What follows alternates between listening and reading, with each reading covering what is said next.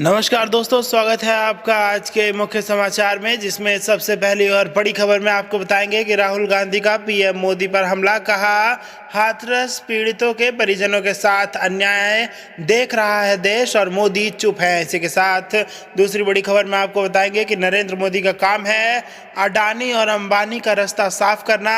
ये बड़ा आरोप राहुल गांधी ने लगाया है। और तीसरी बड़ी खबर में जिक्र होगा उत्तर प्रदेश का, जहां पर बिजली कर्मचारियों की हड़ताल का असर दिखा। डिप्टी सीएम, ऊर्जा मंत्री समेत 36 मंत्रियों के घर की बत्ती कर दी गई गुल। जी हां दोस्तों, उत्तर प्रदेश में मंत्रियों के घर की बत्ती गुल है और योगी सरकार डेवलपमेंट यानी विकास का राग अलाप रही है। तो दोस्तों, हर एक खबर की गहराई में आपको ले जाएंगे, लेकिन उससे पहले अगर आपको भी ऐसा लगता है कि हाथरस मामले में कड़ी कार्रवाई करने में योगी सरकार झिझक रही है, तो आप अभी इस वीडियो को लाइक कीजिए और इस लाल बटन को दबा के इस चैनल को फ्री में सब्सक्राइब करके घंटी बजाइए और कमेंट में लिखिए जय हिंद। दोस्तों, रुक करते हैं तमाम बड़ी खबरों की तरफ।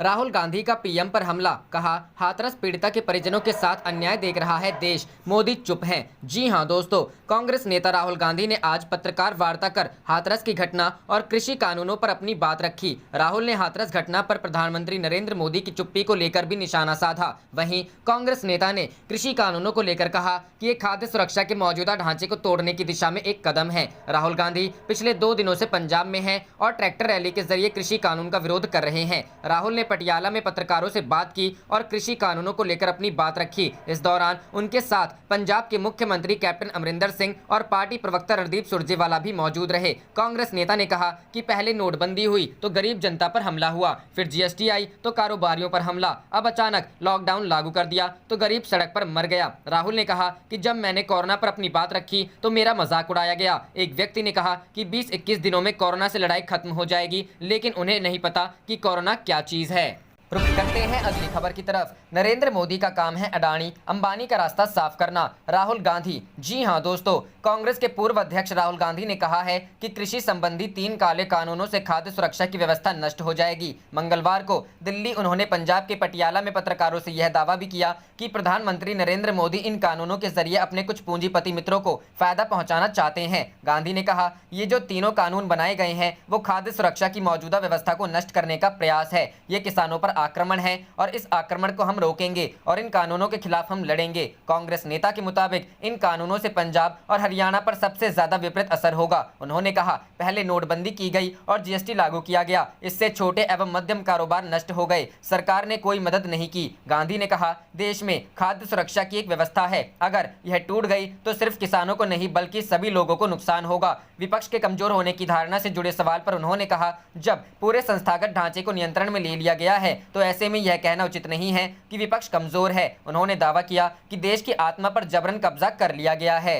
रुख करते हैं अगली खबर की तरफ। बिजली कर्मचारियों की हड़ताल का असर। डिप्टी सीएम, ऊर्जा मंत्री समेत 36 मंत्रियों के घर की बत्ती हुई गुल। जी हां दोस्तों, उत्तर प्रदेश में बिजली विभाग के निजीकरण का विरोध थमने का नाम नहीं ले रहा है। बिजली कर्मचारियों की हड़ताल पर चले जाने से पूर्वी उत्तर प्रदेश के लोगों की मुश्किलें बढ़ गई हैं। हड़ताल की वजह से सोमवार को यूपी के अधिकांश हिस्सों में बिजली की सप्लाई नहीं हो सकी। इसके चलते लाखों लोगों को अंधेरे में रहना पड़ा। जानकारी के मुताबिक राजधानी लखनऊ में उप मुख्यमंत्री और ऊर्जा मंत्री समेत कुल 36 मंत्रियों के आवास में बिजली की सप्लाई नहीं हो पाई। सभी मंत्रियों के घर में अंधेरा छाया रहा। इसके अलावा हजारों घरों में भी पावर सप्लाई नहीं हो सकी। ऐसे में अंधेरा होने के चलते लोग सड़कों पर रात को टहलते दिखे। ऐसे बहाल हुई बिजली। लखनऊ के वीवीआईपी इलाकों में बिजली गुल होने से पावर कॉर्पोरेशन प्रबंधन से लेकर शासन स्तर तक हड़कंप मच गया, लेकिन बिजली अभियंताओं ने विद्युत आपूर्ति बहाल करने से मना कर दिया। आनंद फानन मध्यांचल निगम के एमडी सूर्यपाल गंगवार ने निदेशक सुधीर कुमार को कूपर रोड उपकेंद्र भेजा। करीब 2 घंटे की कड़ी मशक्कत के बाद वैकल्पिक स्रोत से बिजली सप्लाई बहाल हुई। जानकारी के मुताबिक बिजली कर्मचारियों की हड़ताल की वजह से लखनऊ से लेकर नोएडा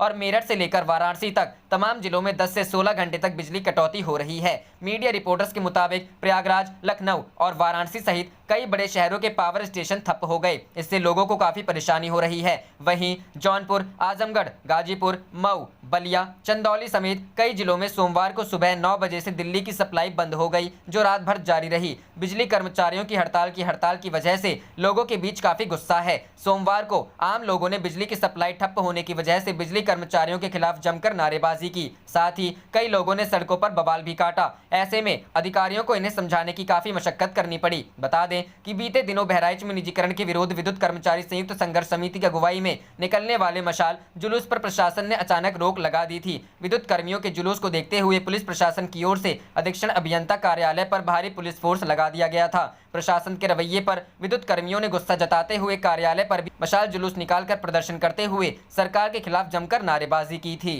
रुक करते हैं अगली खबर की तरफ। राहुल गांधी की खेत बचाओ यात्रा पहुंची हरियाणा, रोकने को लगाए बैरिकेड, तनावग्रस्त माहौल। जी हां दोस्तों, कृषि कानून के खिलाफ कांग्रेस के पूर्व राष्ट्रीय अध्यक्ष राहुल गांधी की खेती बचाओ यात्रा हरियाणा पहुंच चुकी है, लेकिन कुरुक्षेत्र में हरियाणा पंजाब की सीमा पर पुलिस ने बैरिकेड लगा दिए हैं। जनसभा स्थल तक हरियाणा पुलिस ने 4 जगह बैरिकेडिंग लगाई है। साथ ही बॉर्डर से पंजाब पुलिस की गाड़ियों को लौटा दिया गया है। ऐसे में सीमा पर हालात तनावग्रस्त बने हुए हैं। ड्रोन से रैली पर नजर रखी जा रही है। आईजी वाई पूरण कुमार ने कहा है कि राहुल गांधी को कोविड-19 प्रोटोकॉल की पालना करनी होगी। 100 लोगों के साथ ही राहुल गांधी हरियाणा में दाखिल हो पाएंगे। जनसभा में भी 100 से ज्यादा लोगों की टुकड़ियां एकत्रित नहीं हो पाएंगी। हमने राहुल गांधी की एंट्री पर रोक नहीं लगाई है, लेकिन कोविड-19 प्रोटोकॉल की पालना के साथ ही राहुल हरियाणा की सीमा में आ सकते हैं। ऐसी अनुमति आयोजकों ने भी जिला उपायुक्त कुरुक्षेत्र से ली है। वहीं हरियाणा पंजाब सीमा पर प्रदेश अध्यक्ष कुमारी सैलजा, प्रदेश प्रभारी विवेक बंसल, कुलदीप बिश्रोई भी पहुंचे हुए हैं। इन कांग्रेसी नेताओं का कहना है कि पंजाब की तरह हरियाणा के किसानों में भी कृषि बिलों को लेकर बहुत ज्यादा गुस्सा है, इसलिए राहुल गांधी किसानों का दुख दर्द जानने के लिए प्रदेश के दौरे पर आए हैं। लेकिन राज्य सरकार इस दौरे में पुलिस के माध्यम से रोड़े अटकाने का काम कर रही है। रणदीप सुरजेवाला ने हरियाणा सरकार पर बोला हमला और कहा, राहुल गांधी के हरियाणा दौरे से घबराई क्यों है भाजपा जसपा सरकार? अगर किसानों, मजदूरों, दुकानदारों और आड़तियों की आवाज उठाना अपराध है तो यह अपराध हम बार बार करेंगे। पुलिस में हिम्मत है तो राहुल गांधी को हरियाणा में काफिले संग रोक कर दिखाएं। लाठियां खाने और जेल जाने के लिए भी हम तैयार हैं। रुक करते हैं अगली खबर की तरफ। लॉकडाउन में दाने दाने को मोहताज थे गरीब, सरकारी गोदाम में सड़ गया करीब 1600 टन अनाज। आत्मनिर्भर भारत में तहत भी नहीं हुआ है पूरा आवंटन। जी हां दोस्तों, कोरोना वायरस महामारी और लॉकडाउन के दौरान जहां गरीब दाने दाने को मोहताज रहे, वहीं गोदामों में सैकड़ों टन अनाज सड़ गया। उपभोक्ता मामलों के मंत्रालय द्वारा जारी आंकड़ों के अनुसार लॉकडाउन के दौरान मई और जून में भारतीय खाद्य निगम के गोदामों में करीब 1600 टन अनाज खराब हो गया था। ऐसा तब हुआ जब लॉकडाउन के दौरान भुखमरी से बचने के लिए लाखों की संख्या में प्रवासी मजदूरों ने अपने पैतृक गाँव का रुख किया। वाहनों की व्यवस्था न होने पर प्रवासी मजदूर पैदल ही चल दिए थे और रास्ते में कई मजदूरों की मौत हो गई थी। अब मंत्रालय ने बताया कि मई में करीब 26 टन अनाज खराब गया था और जून में 1452 टन से ज्यादा अनाज खराब हुआ। इसी तरह जुलाई और अगस्त के महीने में 41 टन और 51 टन अनाज की बर्बादी हुई। डेटा के मुताबिक मार्च और अप्रैल महीने में अनाज खराब नहीं हुआ। उपभोक्ता मामलों के मंत्रालय के अनुसार खाद्यान्न के कवर किए गए गोदामों में रखा जाता है, जिसमें फ्यूमिगेशन और कीटनाशकों के साथ इसके बचाव के विभिन्न संरक्षण उपाय होते हैं, मगर सावधानियां बरतने के बावजूद प्राकृतिक आपदाओं या अन्य कारणों से खाद्यान्न की थोड़ी मात्रा खराब हो सकती है। रिपोर्ट के अनुसार अधिकारियों ने दावा किया कि खाद्यान्न को किसी भी तरह की क्षति होने की स्थिति में मामले की तुरंत जांच की जाती है और संबंधित प्राधिकारी द्वारा कार्रवाई की जाती है। इसमें बताया गया कि जिम्मेदार पाए गए अधिकारियों के खिलाफ कार्रवाई की जाती है। रिपोर्ट में बताया गया कि करीब 125 अधिकारियों के खिलाफ साल 2014-2018 के बीच खाद्यान्न की क्षति के लिए कार्रवाई शुरू की है। रुख करते हैं अगली खबर की तरफ। चिराग पासवान ने बिहार के सीएम पर साधा निशाना, कहा लोगों की उम्मीदों पर खरे नहीं उतरे नीतीश कुमार। जी हां दोस्तों, चिराग पासवान ने बिहार के सीएम नीतीश कुमार पर निशाना साधा है। उन्होंने कहा है कि बिहार के मुख्यमंत्री के तौर पर नीतीश कुमार लोगों की उम्मीदों पर खड़े नहीं उतरे हैं। ये सोचने वाली बात है कि बिहार के सीएम किस विकास की बात करते आ रहे हैं। चिराग पासवान ने कही ये बात। चिराग पासवान ने कहा कि हमें बिहार के सीएम नीतीश कुमार से काफी उम्मीदें थीं, लेकिन उन उम्मीदों पर वो खड़े नहीं उतरे हैं। ये वास्तव में चिंता का विषय है। आखिर बिहार के मुख्यमंत्री के लिए विकास की परिभाषा क्या है? बिहार में शुरू की गई कोई भी स्कीम निचले दर्जे के लोगों तक नहीं पहुंची है। रुक करते हैं अगली खबर की तरफ। बिहार इलेक्शंस 2020, तेजस्वी ने बीजेपी और एलजेपी को दिया झटका। लोजपा सांसद के पुत्र और भाजपा प्रवक्ता आरजेडी में शामिल। जी हां दोस्तों, राजद ने सोमवार को लोजपा और भाजपा को झटका देते हुए उसको दो नेताओं को पार्टी में शामिल कर लिया। इसमें लोजपा के खगड़िया के सांसद महबूब अली कैसर के पुत्र यूसुफ कैसर और पूर्व सांसद सह भाजपा के प्रदेश प्रवक्ता विश्व मोहन मंडल शामिल है। इन दोनों को नेता प्रतिपक्ष तेजस्वी प्रसाद यादव ने पार्टी की सदस्यता ग्रहण कराई। चुनावी सीजन में हर दिन तमाम नेताओं के दल बदल का सिलसिला जारी है। इसी क्रम में पूर्व सांसद विश्व मोहन मंडल ने राजद का दामन थाम लिया। वे पहले जेडीयू से भाजपा में शामिल हुए थे। पार्टी ने उन्हें प्रदेश प्रवक्ता बनाया था। अब वे राजद में शामिल हो गए। उनके सुपौल से विधानसभा चुनाव लड़ने की संभावना है। वहीं लोजपा सांसद महबूब अली कैसर के पुत्र यूसुफ कैसर के भी खगड़िया से चुनाव लड़ने की संभावना है। रुक करते हैं अगली खबर की तरफ। महागठबंधन का नारा डबल इंजन की सरकार हटाने के लिए ठेठ बिहारी करो तैयारी। जी हां दोस्तों, राष्ट्रीय जनता दल के नेता और महागठबंधन के मुख्यमंत्री पद के प्रत्याशी नीतीश कुमार के नेतृत्व वाली सरकार को डबल इंजन की सरकार कहकर ताना कसते हैं। तेजस्वी यादव के इस राजनीतिक तंज पर राजद प्रमुख और बिहार के पूर्व मुख्यमंत्री लालू प्रसाद यादव ने बिहार की अस्मिता का रंग चढ़ा दिया है। लालू प्रसाद ने नारा दिया है, ठेठ बिहारी करो तैयारी। तेजस्वी यादव का कहना है इस नारे के बल पर वह बिहार के लोगों का स्वाभिमान जगाएंगे और कांग्रेस, वामदल तथा राजद के सहयोग से 10 नवंबर के बाद सरकार बनाएंगे। राष्ट्रीय जनता दल के नेता पिछले 3 दिन से चिराग पासवान के अगले कदम के इंतजार कर रहे हैं। बिहार के मुख्यमंत्री नीतीश कुमार को चिराग पासवान का रवैया बर्दाश्त नहीं है। चिराग को संतुलित करने के लिए ही कड़वा घूंट पीकर नीतीश कुमार ने हिंदुस्तानी अवाम मोर्चा की जीतन राम मांझी को जेडीयू और भाजपा के साथ फिर जोड़ा। यह वही मांझी हैं जिन्हें नीतीश कुमार ने 2014 के लोकसभा चुनाव में हार की नैतिक जिम्मेदारी लेते हुए कुछ महीनों का मुख्यमंत्री बनाया था। बाद में इस्तीफा ले लिया और मांझी ने नई पार्टी बनाई। मांझी कई साल तक महागठबंधन के साथ रहे, मिलकर लोकसभा चुनाव लड़े और अब एनडीए में शामिल हो गए हैं। राजद के नेताओं को पहले से पता है कि लोजपा एनडीए से अलग हो सकती है। तेजस्वी यादव सवाल पूछते हैं कि 15 साल में मीडिया ने नीतीश कुमार को सुशासन बाबू तो बना दिया, लेकिन उन्होंने किया क्या?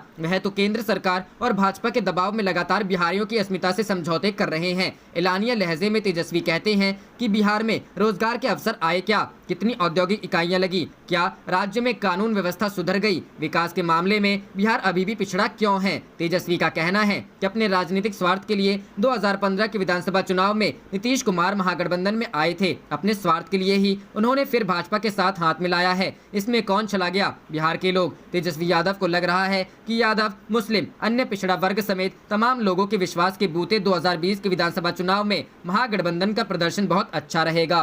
रुक करते हैं अगली खबर की तरफ। नीतीश कुमार ने बना दिया है बिहार को भ्रष्टाचार की प्रयोगशाला, राठौड़। जी हां दोस्तों, सीएम नीतीश कुमार ने पिछले 15 वर्षों से बिहार को भ्रष्टाचार का प्रयोगशाला बना रखा है। बिहार प्रदेश कांग्रेस प्रवक्ता राजेश राठौड़ ने कहा कि इस नीतीश सरकार में पिछले 15 वर्षों में विभिन्न क्षेत्रों में विभिन्न प्रकार के इतने घोटाले हुए हैं कि नीतीश सरकार को भ्रष्टाचार का पर्यायवाची भी माना जा सकता है। नीतीश सरकार के भ्रष्टाचार पर प्रहार करते हुए बिहार प्रदेश कांग्रेस के प्रवक्ता राजेश राठौड़ ने कहा कि नीतीश से सरकार भ्रष्टाचार में आकंठ डूबी है। सृजन घोटाला, शौचालय घोटाला, छात्रवृत्ति घोटाला, पोशाक घोटाला, डीपीआर घोटाला, दवा घोटाला, धान खरीद घोटाला, शिक्षा विभाग तथा स्वास्थ्य विभाग के दर्जनों विभिन्न प्रकार के घोटालों ने यह साबित कर दिया है कि सीएम नीतीश कुमार ने अपनी सरकार में भ्रष्टाचार को पाल पोस कर विशालकाय दैत्य के रूप में स्थापित कर दिया है। भ्रष्टाचार में आकंठ डूबे होने के डर से नीतीश सरकार बिहार में जनादेश का अपहरण कर भाजपा के साथ मिल गए थे, क्योंकि भाजपा नीतीश कुमार के भ्रष्टाचार को भलीभांति जानती थी। इस भ्रष्टाचार में भाजपा में नीतीश कुमार की पार्टनर रही है, इसलिए आज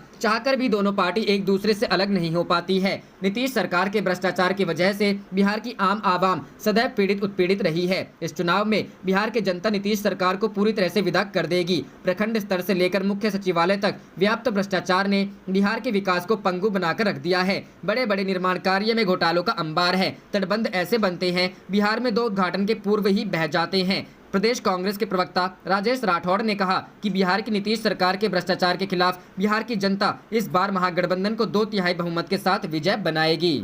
रुक करते हैं अगली खबर की तरफ। चिराग ने सीएम नीतीश कुमार पर साधा निशाना और कहा, तेजस्वी मेरे छोटे भाई की तरह, उनको शुभकामनाएं। जी हां दोस्तों, इस बार बिहार विधानसभा के चुनाव में लोक जनशक्ति पार्टी अकेले ही चुनाव लड़ेगी। लंबे समय तक बिहार में लोजपा एनडीए के साथ थी, लेकिन इस बार जेडीयू के साथ सही तालमेल नहीं बैठने के चलते लोजपा ने खुद को एनडीए से अलग कर लिया है। इसी कड़ी में लोजपा प्रमुख और सांसद चिराग पासवान ने कहा कि जेडीयू से अलग होकर हम महागठबंधन में शामिल हो सकते थे, लेकिन हमने मुश्किल रास्ता चुना और ये बिहार के लिए है। चिराग पासवान ने समाचार एजेंसी ANI से बात करते हुए बिहार के कई मुद्दों पर बात की। उन्होंने कहा कि बिहार फर्स्ट, बिहारी फर्स्ट का विजन PM मोदी से प्रेरित है।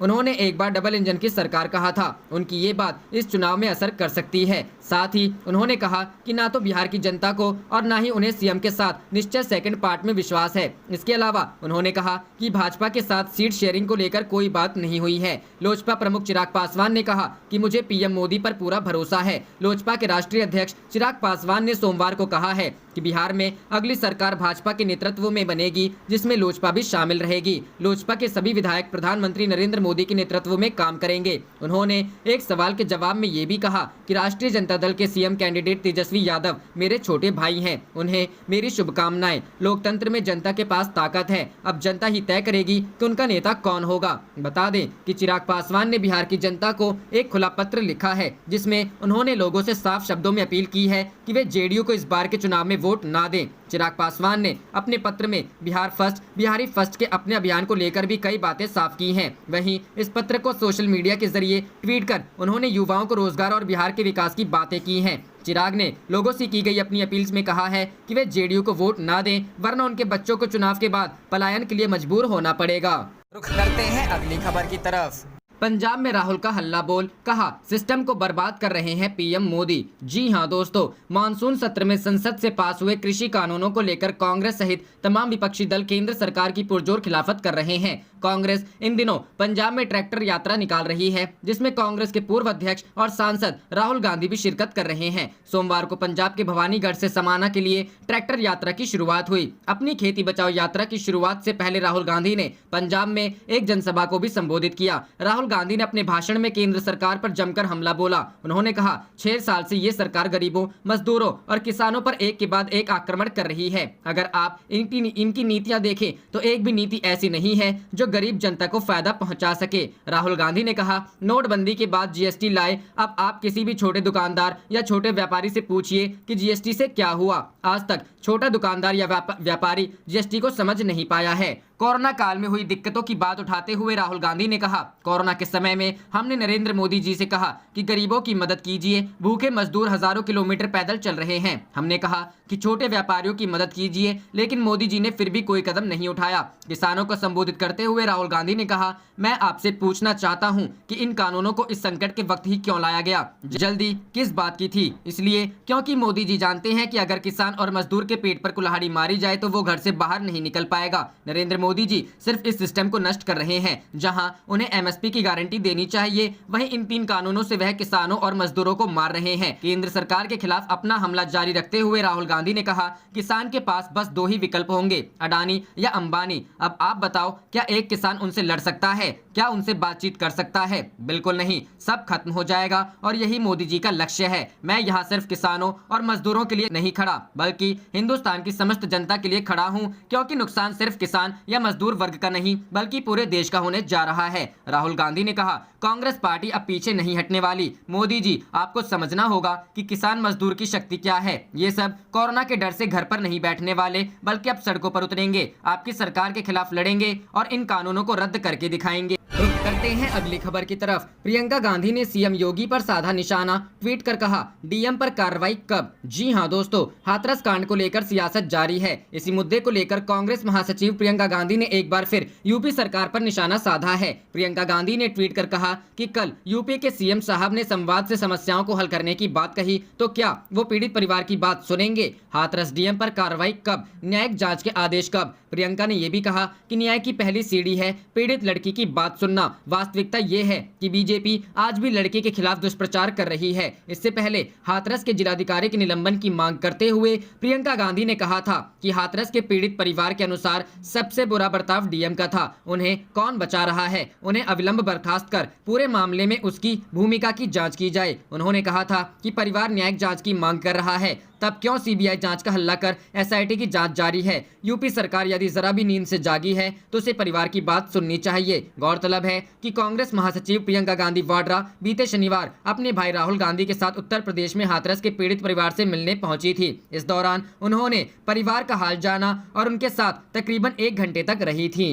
रुख करते हैं अगली खबर की तरफ। चंद्रशेखर आजाद ने की यूपी में राष्ट्रपति शासन लगाने की मांग, सीबीआई को कहा सरकार का तोता। जी हां दोस्तों, भीम आर्मी के संस्थापक चंद्रशेखर आजाद ने राष्ट्रपति को पत्र लिखकर यूपी में राष्ट्रपति शासन लगाने की मांग की है। हाथरस प्रकरण को लेकर उन्होंने कहा कि उन्हें सीबीआई जांच पर भरोसा नहीं है क्योंकि वह सरकार का तोता है। उन्होंने मांग की है कि हाथरस प्रकरण की जांच सुप्रीम कोर्ट के रिटायर्ड जजों का पैनल करे। उन्होंने यूपी सरकार पर आरोप लगाया कि सरकार प्रदेश में जातिगत दंगे कराने की साजिश कर रही है। यूपी सरकार अपराधियों के साथ खड़ी है। चंद्रशेखर ने कहा कि जांच करने वाले जज भी दलित समाज से होंगे तभी निष्पक्ष जांच हो सकती है। उन्होंने कहा कि हाथरस में एक समुदाय विशेष दलितों के खिलाफ पंचायत कर रहा है और सरकार मौन बैठी है। इसके साथ ही चंद्रशेखर ने पीड़ित परिवार को अपने साथ सहारनपुर या दिल्ली अपने घर लाने की मांग की है। उन्होंने कहा कि न्याय नहीं मिलने पर वे यूपी विधानसभा का घेराव करेंगे। चंद्रशेखर ने कहा कि लखनऊ में सामान्य वर्ग के विवेक तिवारी की हत्या पर सरकार ने तत्काल सरकारी नौकरी दे दी, लेकिन हाथरस दुष्कर्म में पीड़ित परिवार को दलित होने की वजह से अब तक नौकरी नहीं दी गई। सरकार जाति के आधार पर कार्रवाई कर रही है। आप देख रहे थे आपका अपना चैनल जय हिंद जय भारत।